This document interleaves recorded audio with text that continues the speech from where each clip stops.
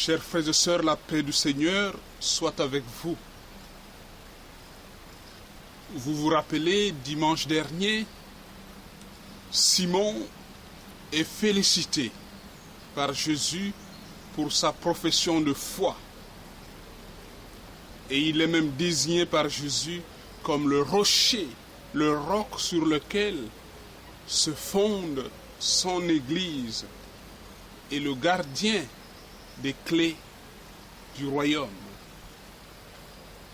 Aujourd'hui, il se fait presque traiter de tentateur. Pierre disait dimanche dernier au Seigneur, tu es le Messie, le Fils du Dieu vivant. Et là-dessus, le Seigneur lui donne 10 sur 10. La qualité de la formule est bonne.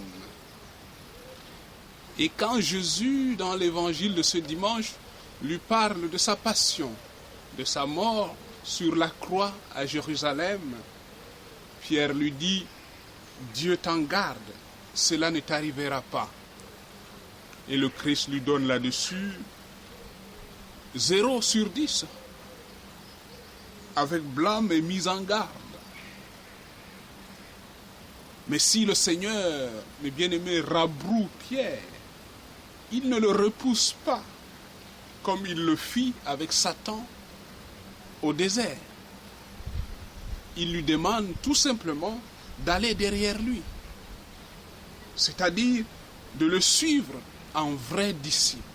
Il dit à Pierre, ta place c'est de me suivre et non de me dicter des choses à faire.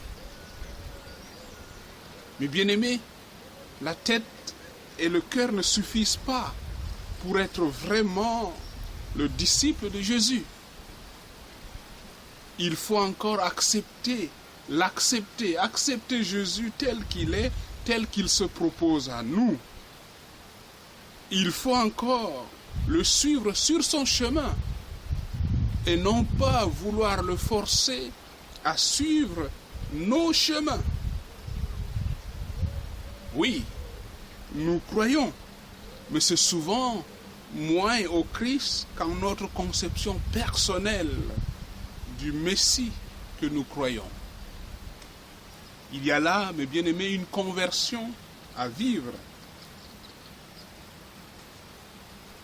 En quel Jésus croyons-nous?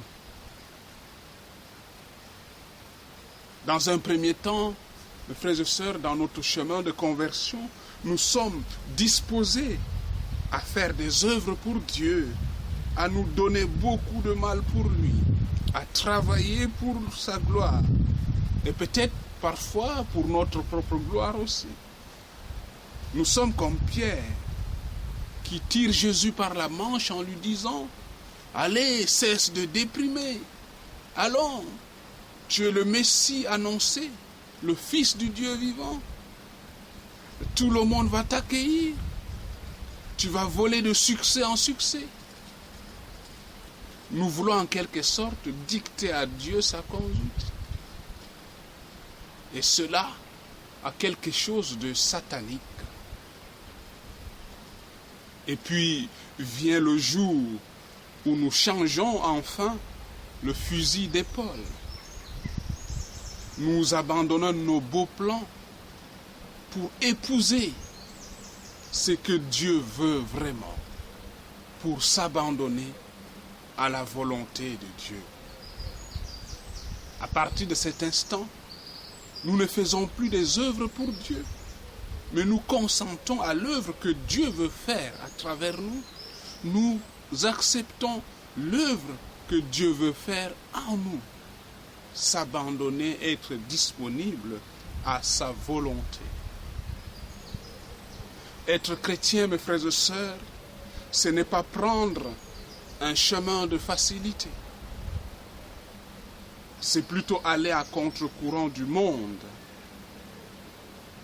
Être chrétien, c'est comme Jérémie dans la première lecture, être en but à des railleries et aux incompréhensions.